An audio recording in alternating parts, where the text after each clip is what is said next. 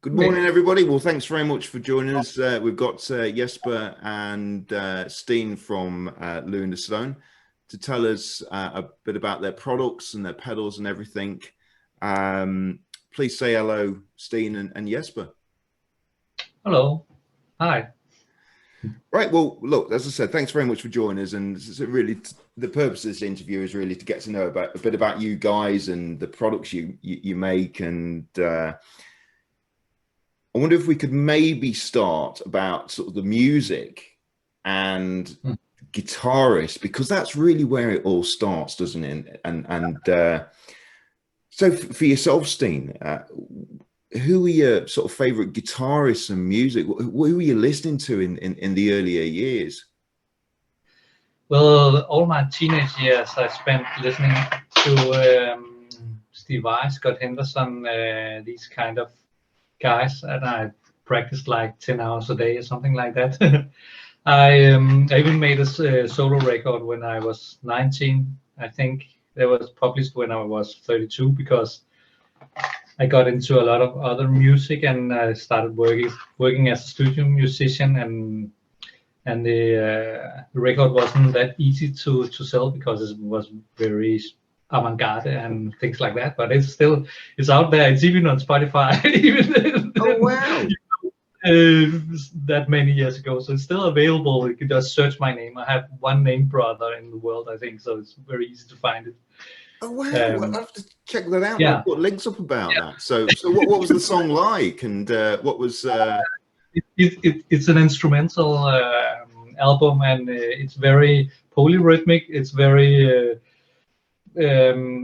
experimental, both with the sounds. I play with the guitar synthesizer as well, where it's tuned like a violin with a fifth between each string, so the tonality is totally different. And I experimented a lot, really, with sound and with tonality and rhythm, and so it's I think it's an album you have to listen to a lot of times to get down all the layers, to peel off all the layers, because it's very, very complex. Yeah. And, yeah, it's probably also too complex for my taste if I hadn't made it myself, I think. I usually go for something more simple. Well, Steve Vai is quite a complex player, isn't he? And his technical ability is phenomenal, isn't it? Yeah, exactly. I was a lot of my inspiration came from there, and Greg Howe and other guitarists of that kind I was listening to. So that's why it's like that. But I think my taste have changed a lot over the years. But that was my teenage years right there. So you say your music interests have changed. So how have they changed? Who are you listening to now or over the years? I'm listening to right now. What I'm listening to a lot now is Tame Impala, for example. I don't know if you know.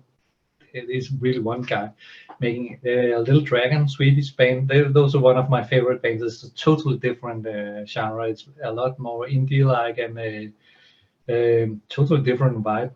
My taste have changed a lot, but it's a lot of years ago. So, of course, you develop through life, and my musical taste have developed a lot as well. And so, how has your, because I've never really delved into the sort of the shredding, the tapping, that sort of thing as a player. How easy did you take to that sort of style of guitar playing? Not easy, but I practice like 10 hours a day. So if you do that with anything, I think you're going to get good at it. I think the challenge is really to do that, because most people can't are not that determined on doing one thing. I think maybe that's really where the real talent is. I just kept on. So that's, I think you're right. That is sometimes where the real talent is, and I whatever I can play on guitar, I can only do it because I worked. I do. Yeah. I put the hours in. And I do know some people, some musicians. My partner's son is an excellent pianist, and he's just naturally musical. But I've never been like that. I've always had to work at it, put the time in, and put the hours of practice in. So well, I had some. I think the first time I ever got a musical instrument in my hands, I was like 5 years old, something like that. And it was an accordion, and at least for the person who put it on me, I made an impression on her enough that she convinced my mom that she should buy a musical instrument for me. So I showed some natural flair for music at an early age, but I worked a lot on it, and I played all sort of different instruments. When I produce things now, I play everything mostly. Wow. Also bass, guitars, drums, not much drum set, but at least percussion things and things with my hands. Wow. And something. So wow. And Lunastone. So when did Lunastone start? The thing is that after I have had played music for full time for a lot of years, I suddenly got an impulse. I don't know how else to explain it, and that sort of dragged me through an engineering degree, and I didn't know why I did. It was just a feeling that I just followed, and then when I came out in the other end, I started making guitar effects, and then it made sense, but I didn't know why. Yeah, well, I'd read that you were sort of you were working in studios and things like that, and weren't getting the tones that you wanted from the pedals that you were using. Yeah, that's true.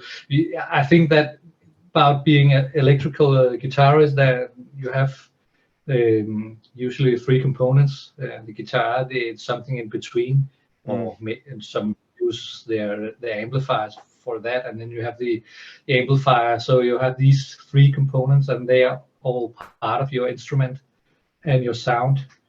And I realized that there are like thousands of guitar just overdrive and distortion pedals on the market, and you can't try them all. And it was always like I found a pedal that I was satisfied with enough. So I just learned to play with it, and then could use my focus and energy on music instead. But I was never really satisfied. So that was probably where it started for me, that instead of starting to buy a lot of guitar drives, which is really part of the core sound for me, overdrive and distortions, I started diving into it and learning how it worked and tweaked and studied really.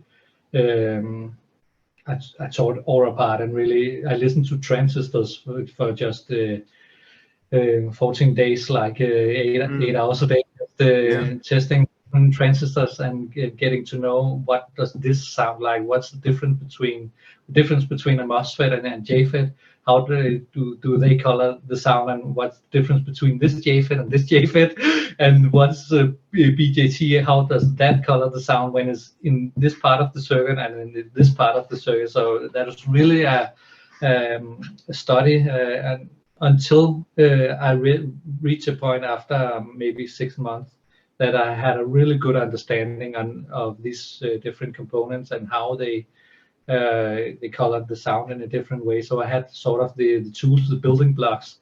So at that point I knew exactly, okay, I gotta have this transistor at the first step, and then this op amp because it colors the sound this way, and then this transistor, and I had a lot of understanding of the different components after that study. So I noticed you mentioned something about sort of never being happy with the tone and things like that.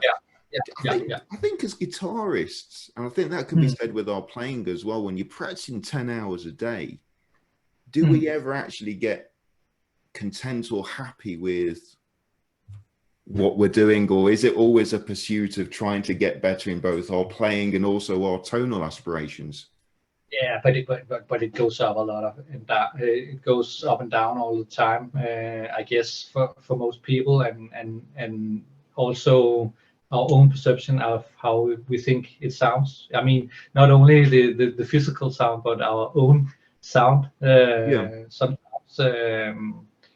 Sometimes I think I sound great, and some other times it's just, oh fuck, it really sucks. It's like that, but I think it's like that for most people. Yeah, I think it is. But at least when I went through all this thing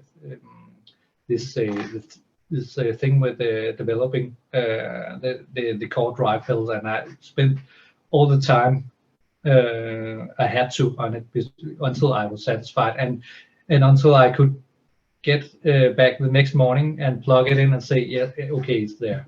Yeah. Wait 2 days and do the same thing, and I wasn't in doubt anymore that it was. Well, you've mentioned sort of a lot of drive pedals or sort of drive tones and distortion tones, because you're obviously within the pedals that you create, you have a circuitry or technology, if you like, which is the TrueOverDrive. It's really more of a design concept. It's not an invention. It's a design concept. So what I realized, because I also started out with some tube, famous tube screamer circuit and rat circuit, and listened to these circuit, and I also started, before I went into this really hard studying of the components, I tried to build these circuit and tweak them to see if I could reach that weird point where I felt satisfied with the sound, and I couldn't do it with these circuits. And then I started experimenting with the diodes as well, because there are clipping diodes in most drive circuits, and I realized you can't make, if you build a tube screamer, for example, there are clipping diodes in the tube screamer circuit. If you build that circuit and you just pull up the diodes, then you just got oscillation, and because they take so much of the amplification out of the circuit, right. They lead most of the signal to ground. Most of the signal that's going through the circuit, you never hear that, right, actually. And they don't do it in a linear way, and this is also why, if you take a tube screamer, for example, you hit a chord, and then you turn down the volume of the guitar, they create sort of a noise gate, and that's also a point of doing that. But you can't, it doesn't fade out linearly. There's a step where because the diodes takes certain voltages before they kick in, and when you get below that voltage, it just goes like this. Yeah. So and I realized that, and then what I realized after testing a lot of different diodes was that I could get a lot closer to the sound I had in my head without using the diodes, because you get a lot more symmetrical clipping. You don't get that step in the end, so you can actually, with the TrueOverDrive circuits, you can turn the volume down step by step, and the drive, it degrades totally. I can take one of our TrueOverDrive pedals and put it on maximum gain, and you have a lot of gain and a lot of drive. And then I can turn down the volume, and then I can play jazz with it, and you can't even hear that there's a drive pedal on it. And I have not experienced that with the other drive pedals. I know I'm not the only one who have made drive pedals without clipping diodes. That's why I'm saying it's not an invention. It's more like a design concept. And there are other things to this as well, because this is just the easy explanation, but transistors are also built from diodes, so we have to be careful not to get distortion from the transistors if you want to make a TrueOverDrive circuit, and you want to make this extremely clear and transparent sound that we are famous for Yeah. So there are some other things to it as well, but this is the short and easy explanation.